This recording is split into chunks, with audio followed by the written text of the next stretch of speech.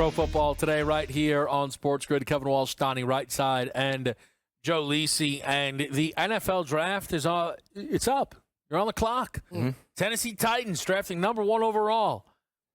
And I got to tell you, I love this Titans group because they are doing every single thing that I could want, which is allowing me to ask questions that Donnie hates. Mm-hmm. DRS is admittedly not the biggest draft guy in the world, but Donnie will watch a first round. Certainly DRS will have some opinions on what a team should do at 1, 2, 3, 4, and 5. And every single team at 1 overall has 2 choices. Either draft quarterback or get a king's ransom.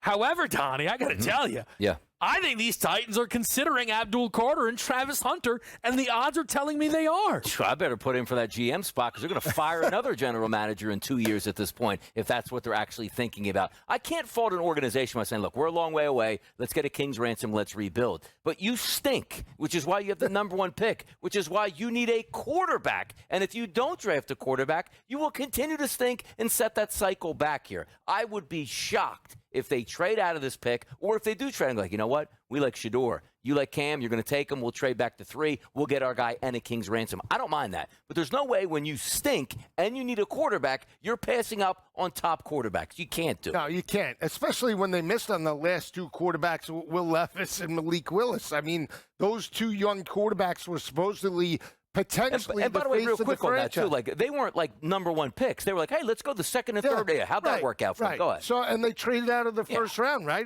They got Will Levis 32nd overall. I mean, this is an opportunity to at least give your organization one of the 2 top quarterbacks in this class and then at least ride with that. If they, let's just say, stockpile picks, and let's say they trade out to, 6, 7, and they get Jackson Dart. Oh, that might not be a bad pick. All right. Here we go. Player to watch. Player to watch. Now, my point is, they have no offensive identity, Kev. They have nothing right now. And they have I don't even think Callahan's that great of a coach. Okay. So here is my thing. And I'm going to say this, of course, Donnie, your counter of then traded is valid. My only thing I always say to you is, what is the trade? If the Titans are forced to select first. Yes. I don't know if I'm taking a quarterback because I just brought in a new GM, but I didn't fire my coach. Okay, that's Eberflus. We know how that goes, right? Bad start. The weapons. Ridley's a nice player, but come on, right? Right. It's not great. Tony Pollard only scores if Donnie bets on him, True. And outside of that, the running back room's not great. The offensive line, I believe, entered last season viewed as the worst in all of football. Okay, not great, right? We're up against it. As the Tennessee Titans, we are up against it. And if we take this kid, and this is the other debate, should they start? Should they start? Doesn't seem like it's going to be a good situation. It does not sound like we would be giving this quarterback a great chance, ultimately. Even if you love a quarterback, draft him. Because that's what's so important. But we've already heard the perception around this. And it's not as if the Titans' pivot point would be, Abdul Carter and Travis Hunter are being viewed and talked about as 2 of the best defensive all-around Travis and other prospects in some time. I don't think it would be bad to sit and draft not quarterback. I understand, but then when do you get the quarterback? And if you pass up on those 2 quarterbacks and Shador and Cam turn out to be the franchise guy, then that GM is going to be GM, see ya. I mean, so that's the thing. Don't you think the GM is at minimum going to get next draft? Right? Yeah, but you're not. There's no guarantee you're going to be picking in the top 5. So this is what I would say to that. That is true, right? Nothing is a lock. The New England Patriots entered this season so bad, in the middle of the year, we had a debate of, well, what are we going to do when they pick first? And the only reason they didn't pick first is they ended up winning their last game, and now they're picking, third or something in this, whatever, not third, second. What are they picking in this draft? No, fourth? They fell all the way back. Yeah, third is the Giants, second is the Browns. There you go. Pats are picking fourth, okay? Because they won that last game.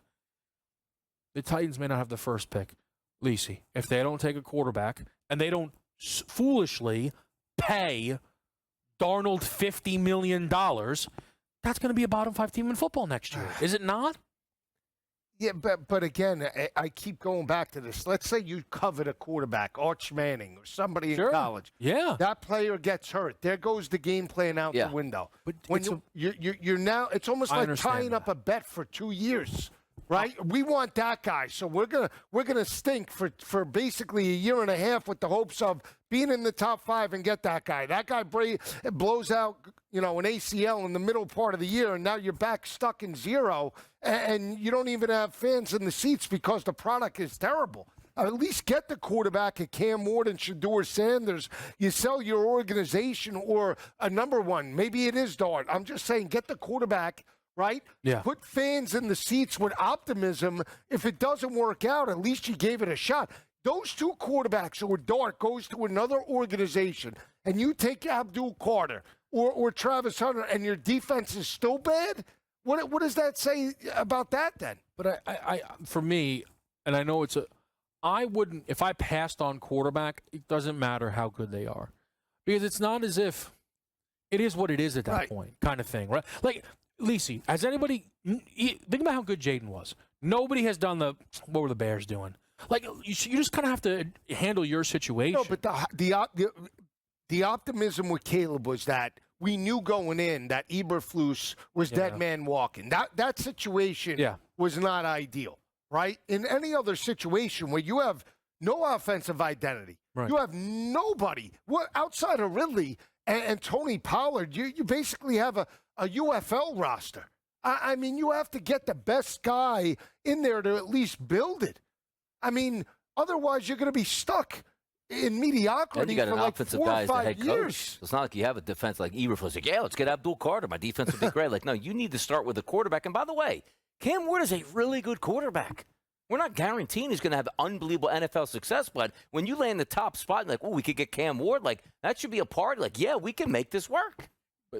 So I think that's fair, but again, like, people, Donnie, are like in love with Drake May. They were atrocious. They were so bad. But he got You're going to have a chance. So, like, unless you have a quarterback, you're never going anywhere. Like, we're going back to Ryan Tannehill. Let's try to get 9 wins. Like, if you can swing on a franchise quarterback, which, again, the only reason why you have the number 1 pick is you flat out are awful, which means you don't have a quarterback. You can't pass on quarterback. But they don't have anything else. Like, who is the Titans' But every blue-chip team that gets the number 1 pick at quarterback doesn't really have much else. You just got to live with it, swing, and let's go. See, I just wonder when a team, I know that's how it's always worked, right, goes, you know what, I'm not going to do that. Let's just actually put the guy in a great situation. Because and I think the biggest reason why I'm willing to stand on the table that they shouldn't do this, because we do this debate very often, and that's fine. They're going to fire Callahan at the end of next season unless they're great. So you're basically signing up for a disaster start to Cam Ward's career if you do this. And that's not good. Like, you're giving him no chance to succeed, I feel, as if you do draft him first overall. Right, but the worst scenario is a Bryce Young type of situation, and somehow... What a disaster that's been, though, Joe. But they turned it around, right? If they're benching him, and again, like, it's relative. Like, we don't know if he's the franchise quarterback. But at least there's more optimism now heading into year 3 than there was. Or you can take a beat, wait, right? Like, the Commanders needed a quarterback and then started Sam Howell for a year. Like the Titans franchise drafted McNair and sat him, so including you. But you know what? Take Cam Ward 1. Don't play him. Stink. Win 2 games. Okay, now we got a good quarterback, and then we get the number 1 pick again. See, there you go. Now we're working. Okay, but Cam Ward doesn't start week 1. That means he's bad, right? Exactly. Giving up on him. Maybe they trade for Drake May at this point, the Tennessee Titans. It's a lose-lose, win-win here. All right, we're going to talk more around the draft next on SportsGrid.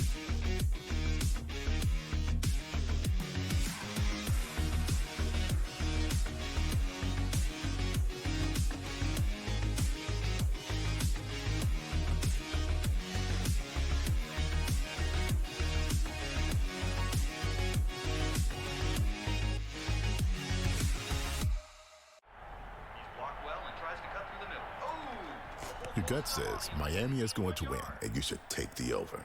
Your gut also said your NFT selfies would only go up in value. They didn't.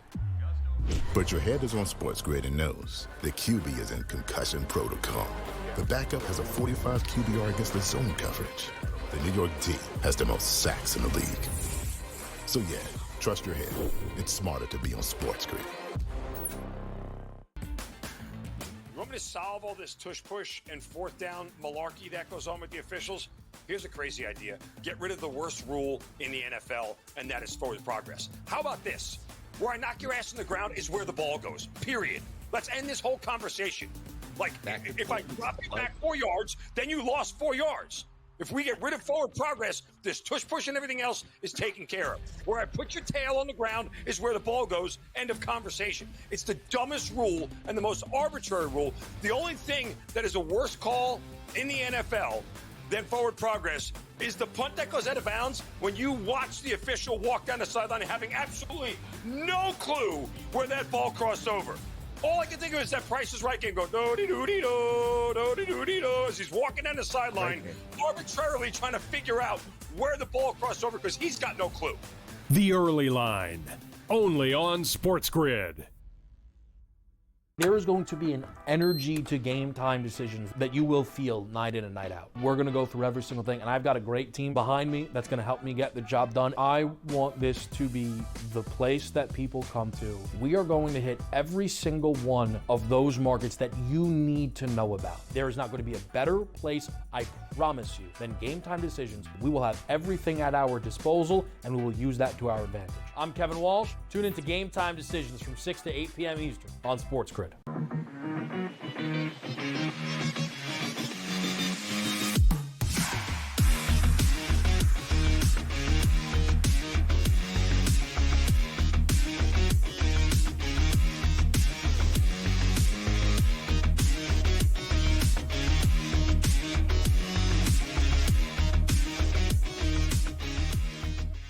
Back on Pro Football Today, we're talking to NFL Draft, and out in New Orleans, we were able to talk to some of the upcoming draft prospects. Lisi had a few great sit-downs, and one of them was with Barron Sorrell of Texas. Talked also a little bit about Arch Manning, who certainly somehow feels relevant to this year's draft class. Here's Lisi and Barron out in New Orleans.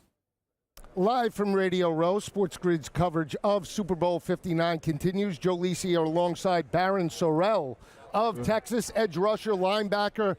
Barron, just talk to me about the experience on Radio Row and, more importantly, the game on Sunday. Yeah, it's been a great experience just coming out here and doing this, and very excited for the game on Sunday as well. Do you have a prediction, Philadelphia or Kansas City? I think Kansas City's going to pull it out. I don't have a certain score prediction, but I definitely something's telling me that Kansas City is going for this three-peat. Can't go against Pat Mahomes, right? Yeah, Big 12 right. type Yeah, of guy exactly. back in. Yeah. So we'll see. Now, you had a great season at Texas. I know it didn't end the way you wanted, but a great season nonetheless. You make the college football playoff. Your defense really came around over the past couple of years, one of the most dominant in the SEC, especially in run support, right? Talk to me a little bit about your experience in Austin and your relationship with head coach Steve Sarkisian. Yeah, very blessed to go to the University of Texas in a great city, Austin, Texas. I mean, my college experience was second to none. I mean, I'm very appreciative for being out there, and definitely appreciative coming in my freshman year. Coach Sark came in, and I feel like we just messed well very quickly just for the fact that, I mean, he prioritized winning, and he's we both just see eye to eye in that, and I'm very thankful to have a good coach like him.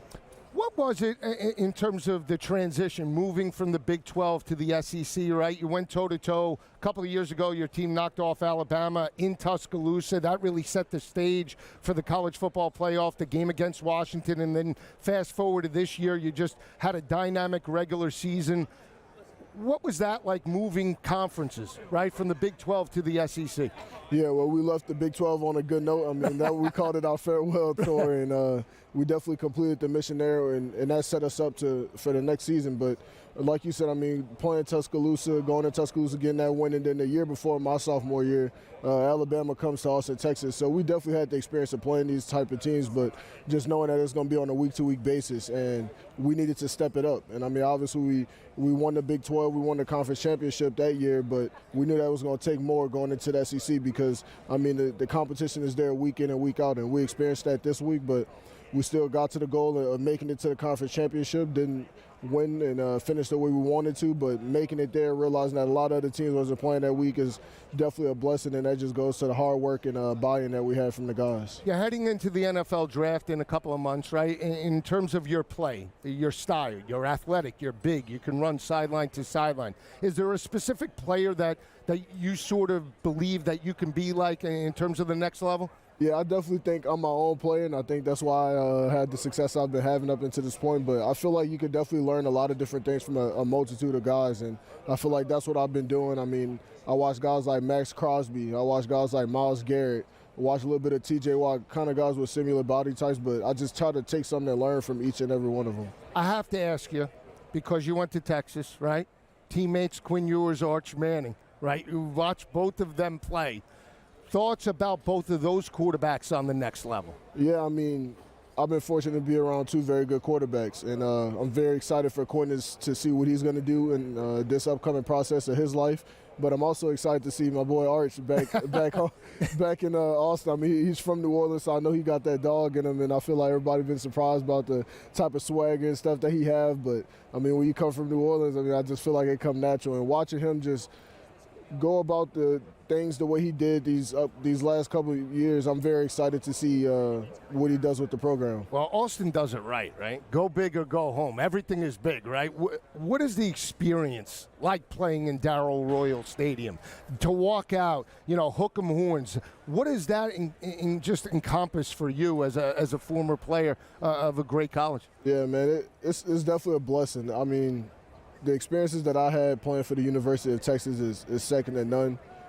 From the first time I went out there and saw the wave of orange, I mean, it's real. Like, Longhorn Nation and their support is real, and they also travel too. So I've been fortunate to play for a college, one of the best college fan base in college football. I mean, every week they're showing out in the home stadium. I mean, it's unreal. I mean, I feel like we definitely have one of the best game day experiences in college football. But even when we're traveling, they're there, and Longhorn Nation gonna show up every time. And playing in DKR, I mean, it's hard to explain, but I mean, just know on third downs and certain parts of the game, it's hard to hear somebody that's right next to you. Is there a moment that stands out for you over the past couple of seasons? Obviously, you have had some dynamic wins, dynamic performances, but is there one that stands out above the rest for you personally? Yeah, I mean, the best experience for me, I mean, is holding up that conference championships, that trophy. I mean, not a lot of people get to do that. And it was a long process and a journey that went into that. And we put a lot of work in, obviously leading these guys, getting them to buy into the culture. We have very good coaches, and just seeing it all turn out. And I mean, we won at the end of the day. And I mean, that's the goal. And obviously everybody says it, but actually accomplishing it, standing up on that stage, holding that trophy up, I mean, it definitely was one of the best experiences in my life. The other thing that stands out when you go to Texas or you go to Oklahoma is that Red River rivalry, right? That's a step above, right? Yep. We talk about rivalries in college football. What does that mean to you? Man, I mean, it's very historic. There's a lot of great tradition behind that game and history behind that game. And I've been fortunate to play in that game 4 times, and it's been a blessing every time, man. I mean, you go out there and you get to compete on that type of stage. I mean, both fan bases are bringing it every single time, and the intensity is definitely there. The rivalry is definitely there. The hate is definitely there, for sure. You're an edge rusher, so you get to talk to some quarterbacks throughout the SEC. I feel there's a couple there that have to be on the list that like to talk, right? Diego Pavia from Vanderbilt does a little talking, doesn't he? Yeah. He definitely was one of the guys that talked. I mean, he talks some smack, right? Yeah. In that conference, I mean, I feel like every week you can name a list of guys, not even just quarterbacks, but everybody's going at it and talking. But, I mean, that just brings out the competition in all of us. Well, great insight, great information. We'll be back after this. All right, great stuff there from Lisi out in New Orleans. We're going to talk Myles Garrett next right here on the desk.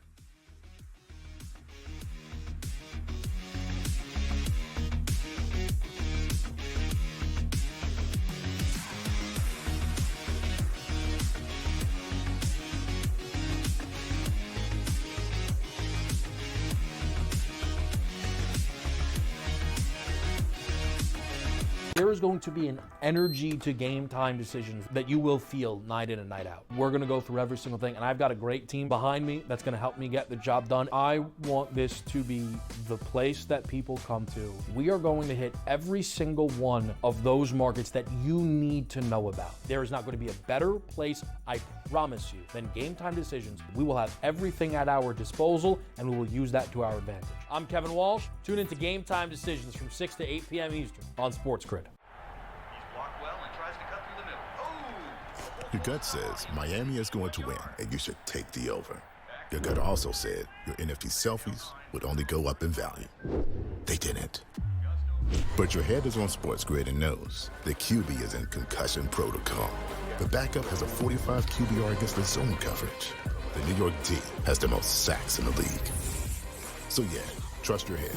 It's smarter to be on SportsGrid. But if it ends up being 1 versus 2, which seems likely because the Cavs have a 5.5 game lead over Boston, the Celtics 3 games clear of the New York Knicks. They're not unstoppable, not running away with everything, but for them to blow a 5.5 game lead on the backstretch in the NBA, already being a quality team outside of disastrous injuries, I don't buy that at this time. The Early Line, only on SportsGrid. In a short format tournament like this, like the Olympics, now this is even smaller, only 4 teams, who's got the best goaltending? You're talking 3 round robin games and then a knockout with 4 teams. So you're playing 5 games. I'm not sold yet, Mike, on the USA stuff, on the merch, but I think I'm sold on the USA at least being in the final. Only on SportsGrid.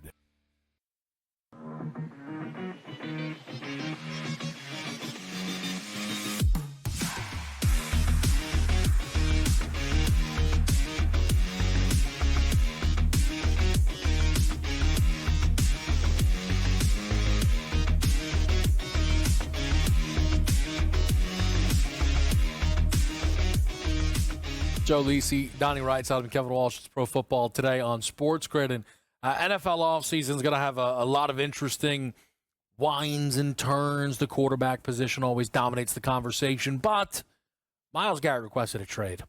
And the Browns say they're not going to trade him. I think this is where my NBA background comes in. Mm-hmm. Myles Garrett's getting traded. Because if he can't figure it out, call Harden, Jimmy Butler, we'll get you on the move, pal. All right? There's moves to be made, and I think Myles Garrett is going to be dealt. So let's start with that. Do you guys think Myles Garrett will be traded, should be traded even arguably, away from the Cleveland Browns, Donnie? Will be and should be, absolutely. He's a piece to the puzzle for you to win a championship. Is he fantastic? Is he maybe the best pass rusher in the sport? You might say, why would you give up on this guy and trade him away? Why? Because Cleveland, you are going nowhere at this point. You still need your quarterback. You need a complete rebuild. You have a dominant conference/division as it is already. Rebuild your team, start over again, find your quarterback, get out of cap space hell, and also rebuild. The one thing that you do want to see with Myles Garrett, too, is do you think he's going to leave town? I actually do. But it's not even the fact that he should be. As an organization for the Cleveland Browns, strike while the iron is hot. It's never going to be hotter right now. No, and he's healthy, and that's what you want, right? You know, I agree with Donnie on both. They should get rid of him because they need that type of value. And 2, even if he was on the roster and he's checked out, you're never going to live or get that type of player because he's not happy, right? And to the NBA perspective, look at the Jimmy Butler situation, why he's on Golden State now, right? He just never wanted to play and was a cancer to the locker room. So right now you have an opportunity to ship him out, get value before the draft, at least know where you stand so you can make those type of organizational decisions to maybe fill voids. And it's not to say that, you know, with Myles Garrett there, they try to win. They had Deshaun Watson there. That failed miserably, but they did try to win and elevate. It's just unfortunate it didn't work out. But we talk about the MVP odds and we talk about futures. Wherever Myles Garrett goes will elevate a club to potentially a Super Bowl contender and maybe challenge the likes of both Kansas City on the AFC side and Philly on the NFC side. Yeah, the interesting thing to me when it pertains to Myles Garrett is he is not asking out of Cleveland for money. Now, no, he wants to win. Right. That is a big distinction here because there's a lot of teams that would love, I am sure, to pay Myles Garrett, right? The Panthers, the Cardinals, whatever, the Raiders, right? But if Myles Garrett is not using this as a leverage move to get a new deal, which I don't think he is, then I think the list of teams for Myles Garrett is much shorter.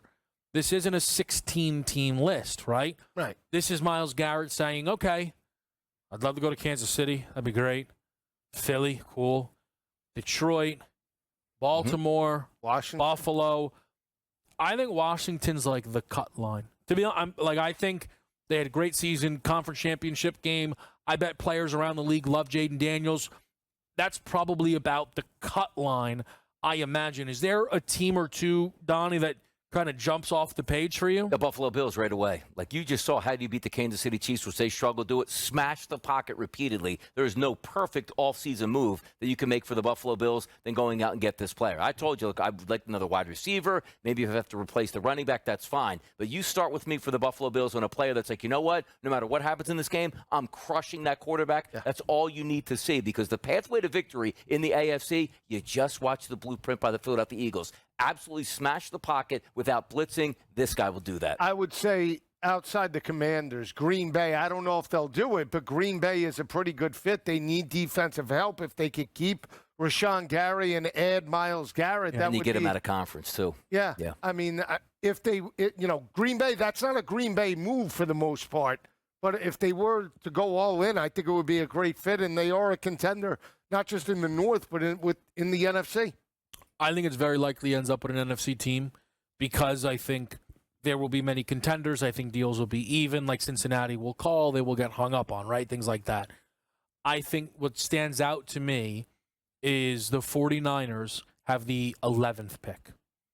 Philly picks 32nd. Washington picks, 29th? Like, the Detroit Lions are in the mid-20s. The fact that the Cleveland Browns could get the 11th pick and then all of those other things, it feels like to me the Niners are in the driver's seat for a potential Myles Garrett deal. We'll talk more offseason next year on SportsGrid.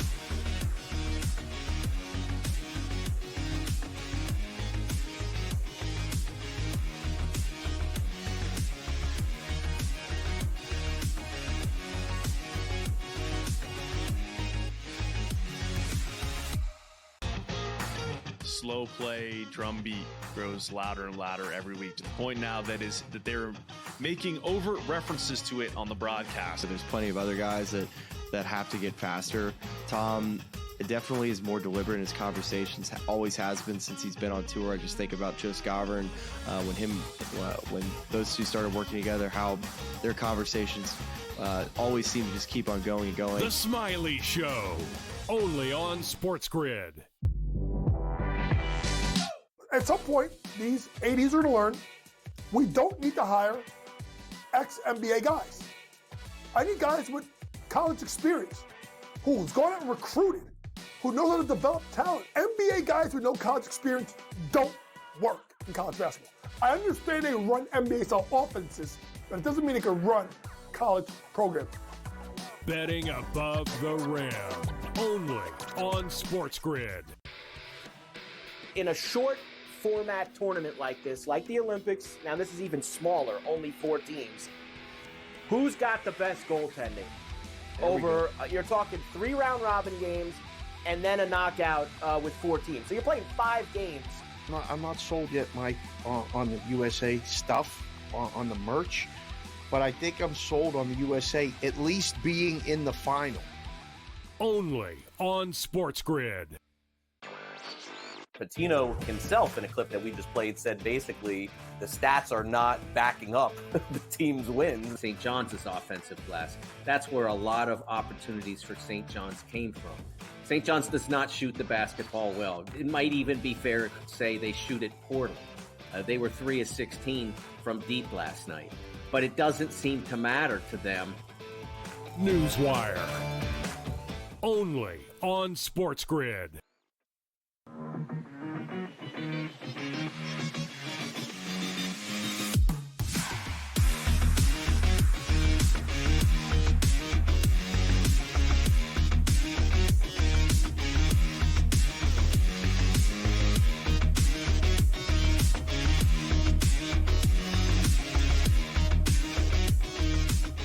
Myles Garrett trade conversations are fun.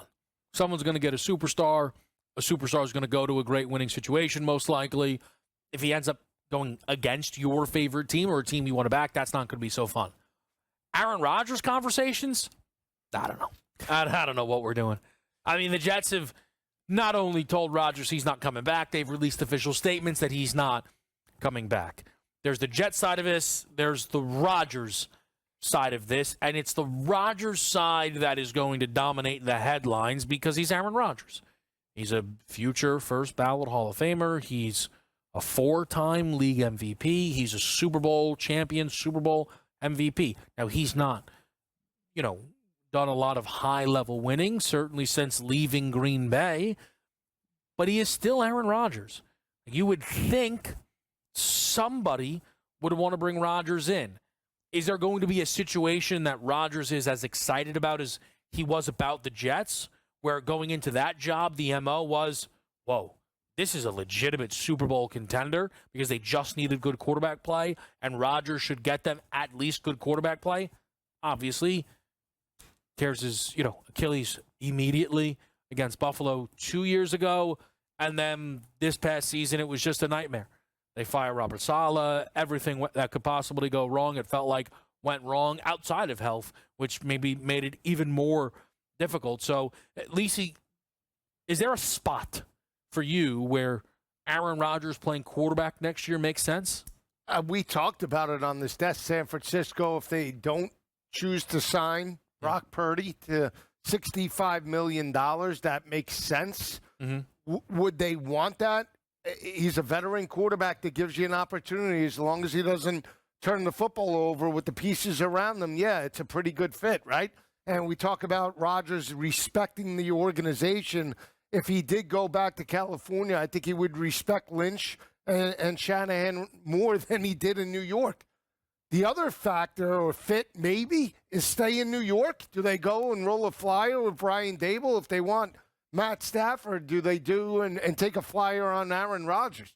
I mean, keep him in the same city. He doesn't have to move.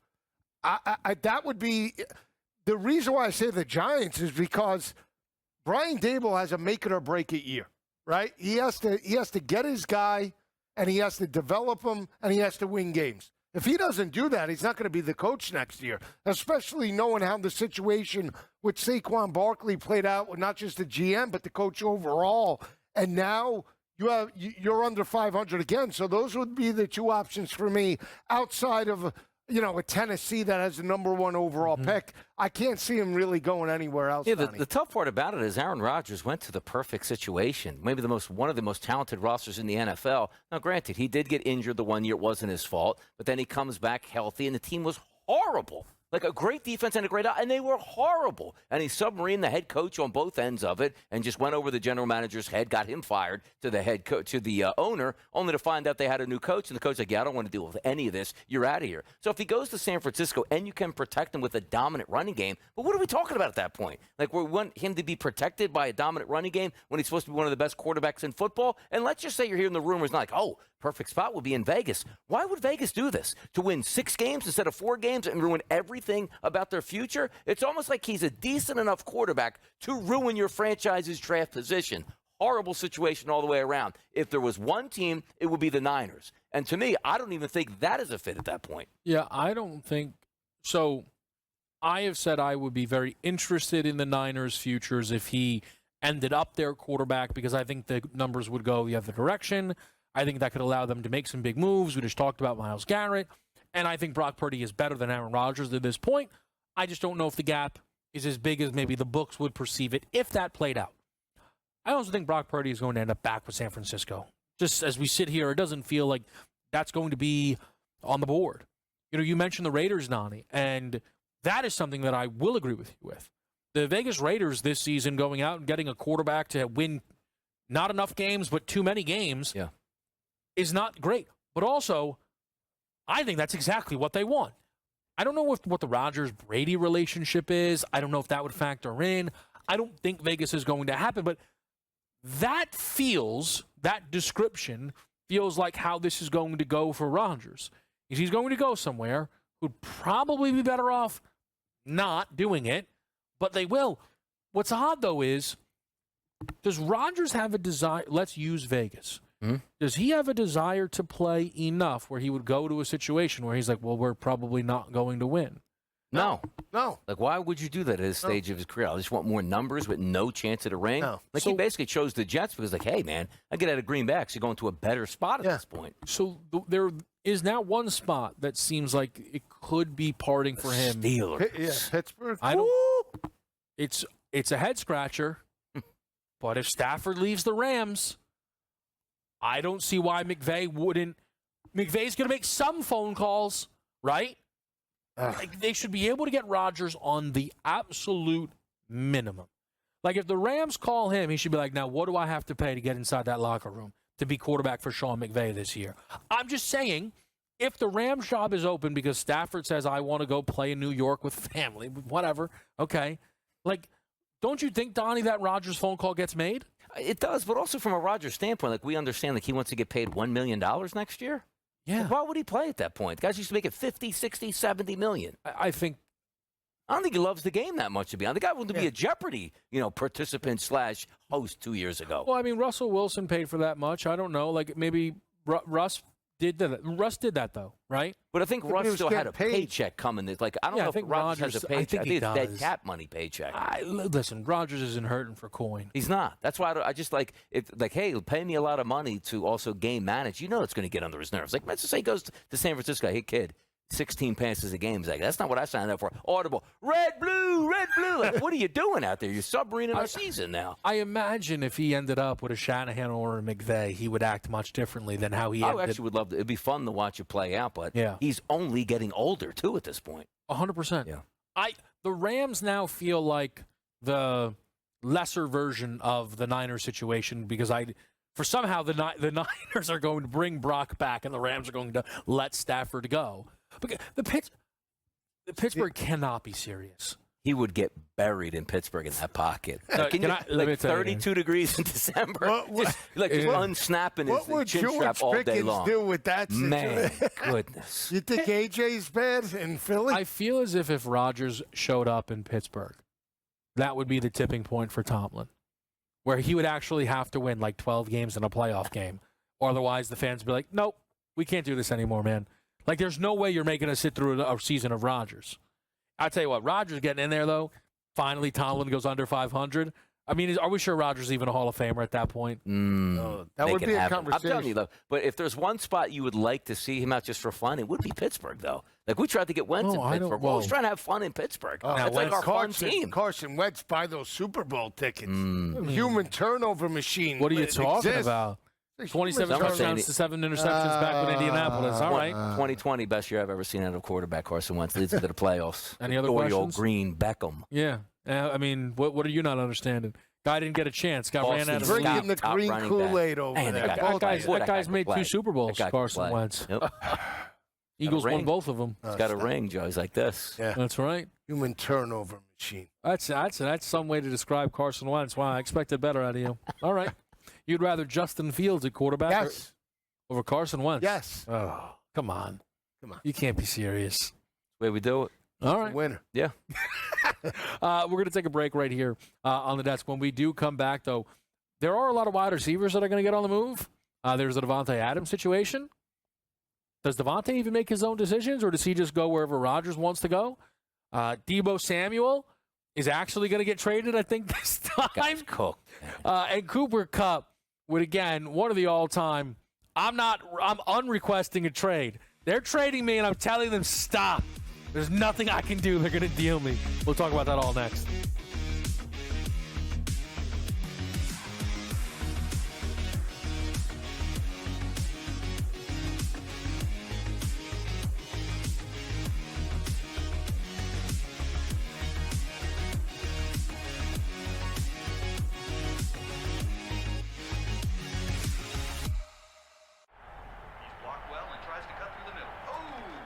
Your gut says Miami is going to win, and you should take the over. Your gut also said your NFT selfies would only go up in value. They didn't. But your head is on SportsGrid and knows the QB is in concussion protocol. The backup has a 45 QBR against the zone coverage. The New York D has the most sacks in the league. So yeah, trust your head. It's smarter to be on SportsGrid. Anyone that's been to a sporting event, the atmosphere before a game, I think Game Time Decisions has that same exact atmosphere. This is our arena. This is what we do. There is going to be an energy to Game Time Decisions that you will feel night in and night out. The excitement you get when you lock your bets in, when you're figuring out what you want to do, we can zone in on the biggest games each night. I want this to be the place that people come to before the games start so they feel as ready as possible to lock in their cards. We are going to hit every single one of those markets that you need to know about. We're gonna go through every single thing, and I've got a great team behind me that's gonna help me get the job done. There is not gonna be a better place, I promise you, than Game Time Decisions to get that new information, react to it, and be able to then bet accordingly. We will have everything at our disposal, and we will use that to our advantage. I'm Kevin Walsh. Tune into Game Time Decisions from 6 to 8 p.m. Eastern on SportsGrid. The two guys that can do it all. Too much electricity this morning. This is a good time. We're having a lot of fun. I had to do a triple take. Ka-ching! Why? Because of parity. I didn't mean to offend. Yeah, it's not going to happen. Load management is a dirty word. Let him rip. You know what? Circumstances provide the results. What? How do you do this once? Oh, Donnie, you got such a good show there. A network that is booming. The Early Line, only on SportsGrid.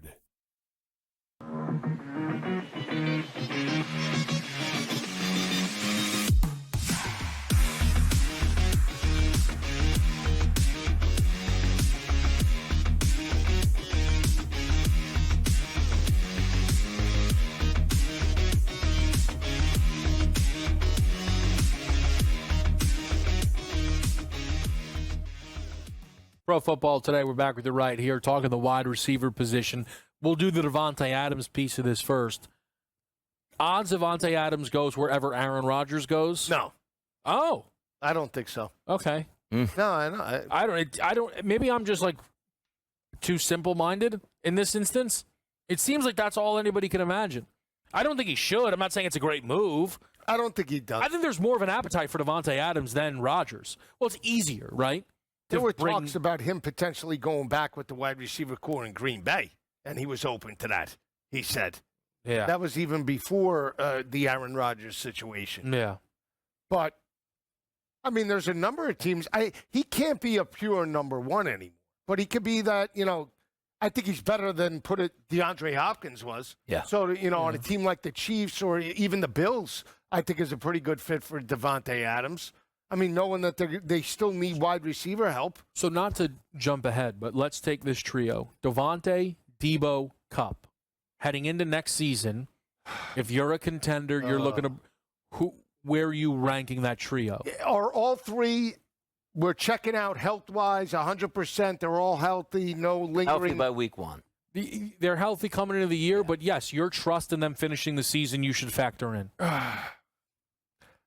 I would probably take Davante based off that. I would. I don't love it because I think if you're telling me Cooper Kupp is 100% healthy and there's no injury, and the only reason why he didn't step up was because either Matt Stafford hated his guts or that they just wanted to throw it to Puka Nacua, I would probably take Kupp. How do you go from Super Bowl MVP to just falling off a cliff when you're basically still in the prime of your career? I just don't see it.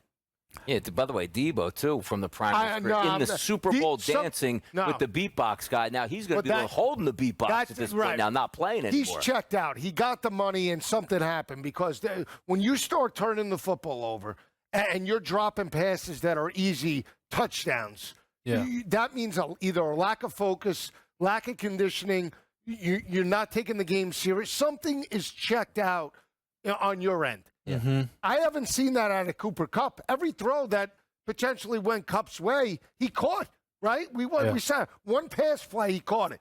So I would take a shot on Kupp. If you're telling me he's 100% healthy, Devontae will probably be first, but again, he's older. I think Devontae is first. I would prefer Debo over Kupp. You would? 2-year age gap. Maybe Debo comes in motivated. Probably. Right? Yeah. And that feels more likely to me. Better off season, more focus, something to prove. The Cooper Kupp one is odd because I think Debo just lost the step and maybe wasn't all that into it. But the Cooper Kupp the thing season was done. I'm wide open every single play to I'm not even looking. You might as well be the 5th wide out in this route. I don't care about it. Something we haven't seen before. It's like crazy. it was hostility in the locker room. Like, I don't care if you're open. I'm going to make sure I don't throw you the football, which your quarterback can do. It's his ball. He can throw it to whoever he wants. But you look at the NFC divisional game. He caught 50 yards of receiving. I mean, granted, the last one was on basically the final drive of the game, but he looked healthy then.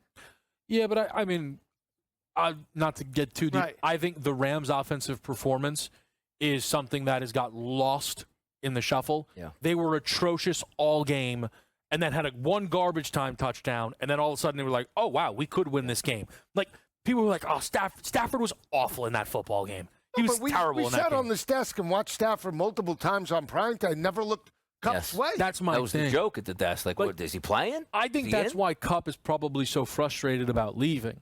Where if he's like, hold on a second now, I maybe am losing a step here. I don't know what's going on, and now I got to go somewhere else. I don't have a relationship. It becomes very odd, I think, if you're Cooper Kupp, where I don't know if Kupp is thinking to myself, oh, I can go be the number one guy. Here's the thing that people forget about Cooper Kupp. He was not this until Stafford showed up. He wasn't. He was not the number one wide receiver in football. He was a part of a group with Brandon Cooks and Robert Woods. That's where I think Devontae Adams feels like a gap between this group here. If Kupp went to Tampa Bay, you think he would put up numbers? Numbers, but he's not the number one option. It's Mike Evans and but probably still Godwin. You think he wants to be the number one, or he just wants to win? He wants to get the football. That's what most players do. He wasn't the number one on the Rams. Well, he says he doesn't want to leave. So, Lisi, no, I think he would like to win.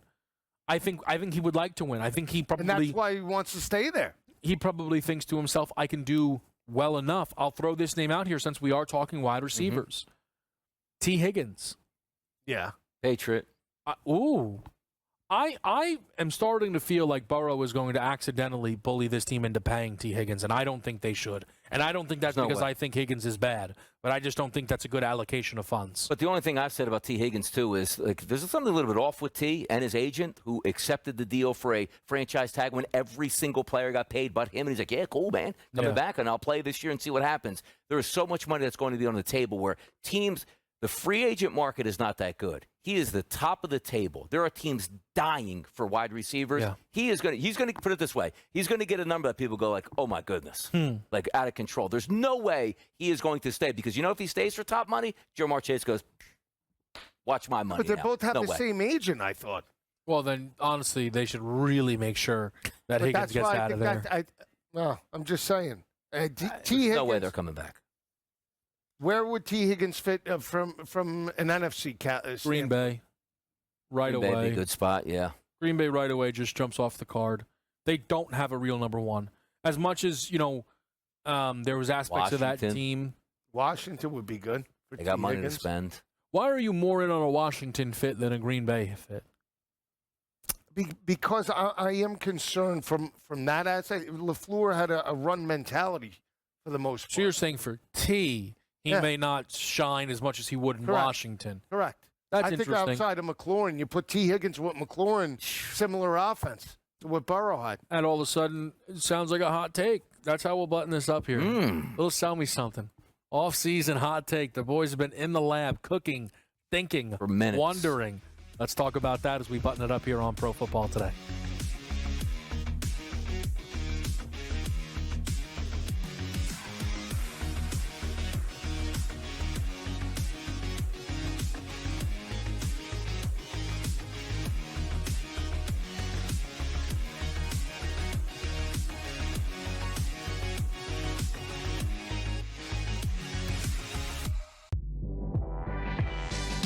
At some point, these 80s are going to learn we don't need to hire ex-NBA guys. I need guys with college experience who's gone out and recruited, who knows how to develop talent. NBA guys with no college experience don't work in college basketball. I understand they run NBA-style offenses, but it doesn't mean they can run college programs. Betting above the rim. Only on SportsGrid.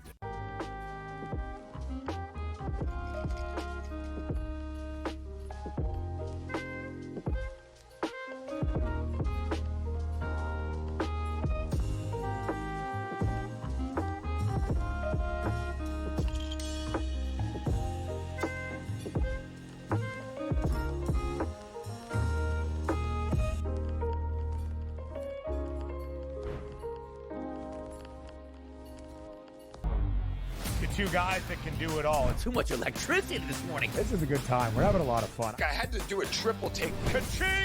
Why? Because of parity. I didn't mean to offend. Yeah, it's not going to happen. Load management is a dirty word. Let him rip. You know what? Circumstances provide the results. What? How do you do this once? Oh, Donnie, you got such a good show there. A network that is booming. The Early Line. Only on SportsGrid. In a short format tournament like this, like the Olympics, now this is even smaller, only 4 teams. Who's got the best goaltending? Over, you're talking 3 round robin games and then a knockout with 4 teams. So you're playing 5 games. I'm not sold yet, Mike, on the USA stuff, on the merch, but I think I'm sold on the USA at least being in the final. Only on SportsGrid.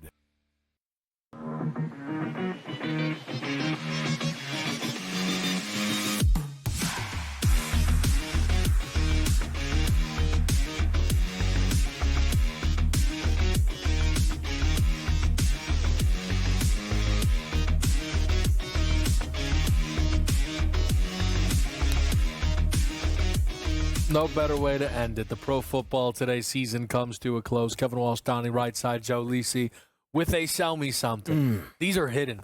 Yeah. Nobody knows what anybody is about to say right here. An off-season hot take. Lisi, you want to bat lead off? This could send us off the rails. Let's go. Mike McDaniel will be the first coach fired in 2025. Wow. How about that? All right. I think he should have been fired last year. Yeah. The reports about how Vic Fangio This coached is that good. defense too hard, and that's why players were checked out. Mm-hmm. The Tyreek Hill situation, if this offense or this team struggles early, you cut ties with Mike McDaniel, you're out of here. I love it. You want to know what mine is right now? If you look at my computer screen, I pushed a button on a team, not knowing what you were going to say. The Miami Dolphins, world champions, 41-1. This was not pre-planned at all at this point. I'm getting excellent support here for Tua Tagovailoa. Achane coming back healthy. Jonnu Smith, the tight end. Waddle at one side, rejuvenated. And Tyreek Hill wants to be in South Beach. That offense explodes, and maybe Mike McDaniel turns out to be the coach of the year. The Dolphins, sell me something, 41-1. Lombardi. Not happen. No shot. But you're a Dolphin fan. Yeah. Doesn't matter. should love this. I don't like him as coach. I think he's I love the fact absolutely a that we just train went wreck. opposite on our He's sell me gutless. something. That's it. He doesn't beat anybody Yeah. good. All right. Not Got that one. swag. And then you see the report. The one problem, they have problems on defense. You had a Super Bowl now Yeah. defense Yeah. coordinator, and you They hated ran him. him out of town. That's on the head coach. My sell me something is a specific landing spot of a player that we've discussed. Sometimes you just get a feel. Last year I had a feel that the Philadelphia Eagles were going to bring in Saquon Barkley. And they brought in Saquon Barkley, Offensive Player of the Year, Super Bowl champion. I just have a feeling Howie Roseman is going to move heaven and earth and bring in Myles Garrett. Wow. I think Myles Garrett ends up on the Philadelphia Eagles. I think that may be the tipping point where everybody goes, no, stop trading with this team. You can't do this anymore. I think Myles Garrett definitively ends up with an NFC team, Donnie. In this moment, I feel like it's the Philadelphia Eagles. Look, you can't be wrong about that. And also understand this. The Eagles are in actually a luxury position with the 32nd pick. The reason why I say it is some people might say, like, look, we'll give you a first-round pick, but I don't want to give you 13, 14, 15, 16. And the Eagles go, 32, first-round pick. What are we going to get there? A backup offensive guard or somebody to fill in the offensive line? It's one of those dangling chips you might have to throw in there to get them over the top. So, could be. It's how we move. Any thoughts on that? We were talking about it out there. If Myles Garrett was on that defense, Howie's done a fantastic job and moves. I mean, what do you give up? What do you have to give up is the question to get him. If it's relatively nothing and you're not breaking multiple firsts. We know as long as you're not breaking up any of the nucleus of the younger players, then I don't have a problem with it. If you're going to ship some of the younger guys off to get Myles Garrett, that's a risk-reward. I don't like it. All right. If it's just draft picks, like it. Could get ugly, though, with Myles Garrett. Now, it's not like you're saying like you're at a power position for the Cleveland Browns. Like, hey, look, he doesn't want to go anywhere. You're going to take 5 first-rounders. So there you go. He's updating. Yeah. Show's over. What do you want from me? A nice background. Look at the trees. You got ocean over here. Come on. Was there anything else, any stone unturned that you wanted to get to as we button it up here with the Pro Football Today crew? I am curious. Jaden Daniels, right? Breakout performance. Get out of here. What? I'm curious Breakout. about. He didn't have a breakout performance this year? I was saying breakout performance last year. I want to see how they start because we saw Stroud back off this year a little bit. Not as explosive. I want to see that offense take off next year. What do they do? I'm going to miss you at the network. What do you do to all this? What are you doing around here anymore? Parts unknown. I get Donnie. Anything closing thoughts on? Lisi's closing thought on the season. Jaden Daniels. Do you have any closing? I thought you were not closing thoughts. I was just talking about other performances that we can keep an eye on.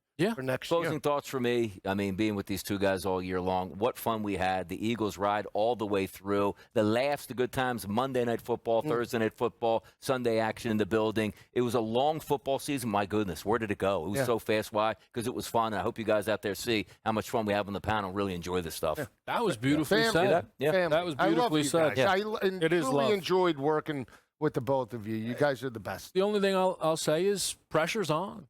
Super Bowl champion correctly picked by me. Yep. Someone's got to step up to the plate next year, or on maybe I'll just get it. Can't maybe wait I'll to just do it on again. This show next year. Pressure's on. That's it. Most of us in history of sports media. Yeah. All right.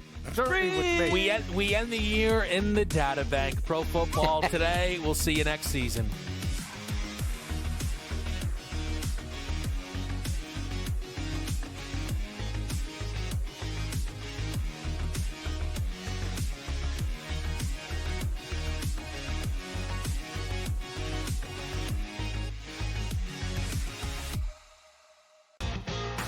Slow play, drum beat grows louder and louder every week to the point now that they're making overt references to it on the broadcast. So there's plenty of other guys that have to get faster.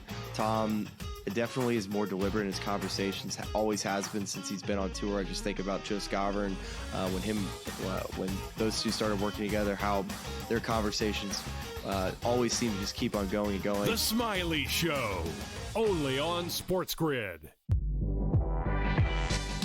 At some point, these 80s are to learn, we don't need to hire ex-NBA guys. I need guys with college experience, who's gone out and recruited, who knows how to develop talent. NBA guys with no college experience don't work in college basketball. I understand they run NBA-style offenses, but it doesn't mean they can run college programs. Betting above the rim, only on SportsGrid. In a short format tournament like this, like the Olympics, now this is even smaller, only 4 teams, who's got the best goaltending? You're talking 3 round robin games and then a knockout with 4 teams. So you're playing 5 games. I'm not sold yet, Mike, on the USA stuff, on the merch, but I think I'm sold on the USA at least being in the final. Only on SportsGrid. 20-34. They are 14 games below 500.